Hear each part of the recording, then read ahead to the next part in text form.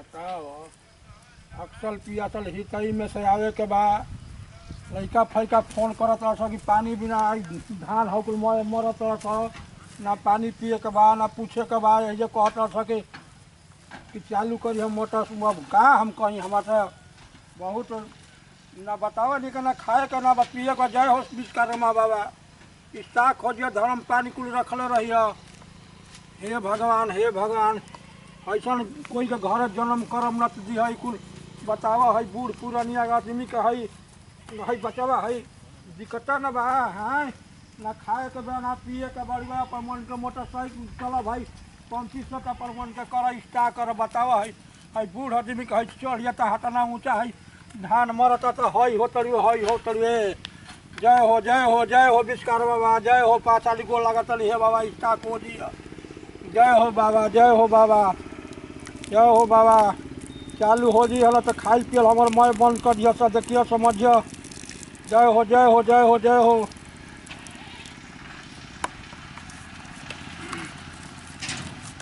चालू काहे ने कहत कि एक हाल में चालू हो जाला बताव उनके विचार बात न को आए फिर बुझाता पानी डाले पड़ी फिर भाग गई पानी आए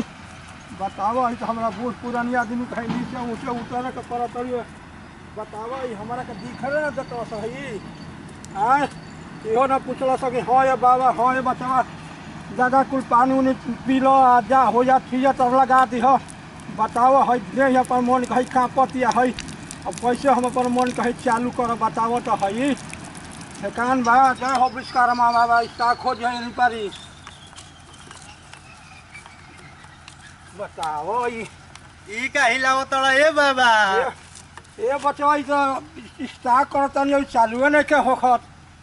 बताओ ना का सिवान में और श्रीमान भाई धान देखा मैं तो नहीं हितई में से पानियों ने पे फोन पर फोन करता जा कि धान मरत रह तू अपन के हितई में बताई हमका ना पानी पिए का ना पूछा का यही तर जाकर हम अपन मन के स्टार्ट करता नहीं हम का कहें ए बाबा देखा है बुढ़ावा के डंडू प्रणाम कइला में पापे बा पहले तो ई तो दिमाग काम करे के चाहिए का हम चवा देखो लइका तो लइका बुढ़ाओ पानी कहत पान खा पानवे ना खा के हमारा अब जिए के बड़ी अब कान को ले खाए तू नाती पूता लिए है सर अब हमारा कैसा काम दे दलवा सके चालू नहीं के होकर ई का करत ए बाबा डाल के चालू करत के हिलाओ तड़ो ना बचवा हिलावत नहीं ठीक है चालू करते लेकिन चालू होते नहीं कब हम कहने से चालू होला बचवा यह न कहला कि बुढ़ारी समय में कुछ और चीज सोचे के चाहिए का सोचे के चाहिए वजह है ना और तो हम कहो के चलावल ही है ना कि तो बचवा हम का करिए हम जानी के नहीं था चालू केना चालू होला यही से ना खत्म दिमाग के बारो तो वही से ना बच्चा तो हम पूछा तनी कैसे चालू होला बतिया पतोहिया ना सिखावल ना ई तो हमारा को सिखाइए सब तो यही पर एक फोन पर फोन चलो भैया स्टार्ट करे हम आ गली हम का हम कहीं लाओ देखाओ तनी केना से चालू होला बचवा देखो बुढ़ावा के हे जिगवा बा एक बोलो गणमरा बताओ तो गणमरा अरे गणमरा ना गइल गड़बड़ा गली बचवा गड़बड़ा गली इहो भइल हमने को होनियो कर मुंह चा कर बता हमने की वही में लगा के चालू कर जाला ई बताओ यार के मुंह में ले डाला ई पानी पिए के तो गाड़ी में है ना निकली और तो बताओ जौन बुझाए तो ना हम का जानते रही मत बातू तो हम जानी कोने खुला बा ओनिए लगा के हंडीला पर मन के हिलावल जाला का कइले बा गाड़ी में डाल के हिलावत और तो मुंह में ले थोड़े बीगी बताओ ना हमको बताइबो खत्म में बारो हमरा के बताइबो ना कइला सा नाती कुटाई केना से चालू होला आओ गणमरा बताओ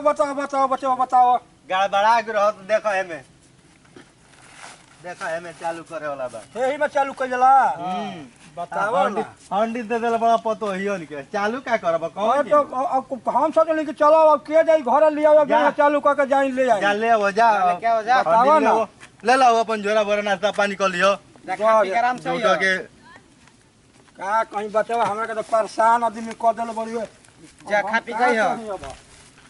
बताओ हम खातियो कर कॉमेडी के लाइक करिया सब्सक्राइब करिया प्यार दुलार देत रहिया ऐसे हमनी के दिल मन बहला हो रहत है। जय हिंद जय भारत।